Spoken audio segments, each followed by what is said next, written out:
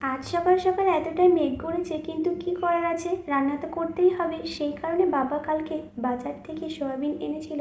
আর সকালের রান্নাটা যেহেতু আমার দায়িত্বে থাকে, তাই খুব সকাল সকাল উঠতে হয়। আর তারপরে বাসি কাজ সেরে রান্না করতে বসে যাই। আর বেশ কয়েকদিন থেকে গম রোদে দিব করে গমগুলো আর রোদে দেওয়া হচ্ছে না, কিন্তু আজকে ভেবেই নিয়েছি আজ গমগুলো যেভাবেই হোক রোদে দেব।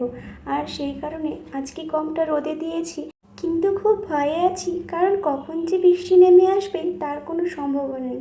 আর আজকের আবহাওয়াটা কেমন একটু থমথমে, কখন যে বৃষ্টি গড়িয়ে আসবে তা আর বোঝা কঠিন। আর আমি এই গমগুলো রোদে দিয়েছিলাম গ্যাসে রান্নাটা বসিয়েই। আর তারপরে এসে দেখি আমার রান্নাটা প্রায় হয়ে এসেছে, সেই কারণে আমি কষতে শুরু করলাম।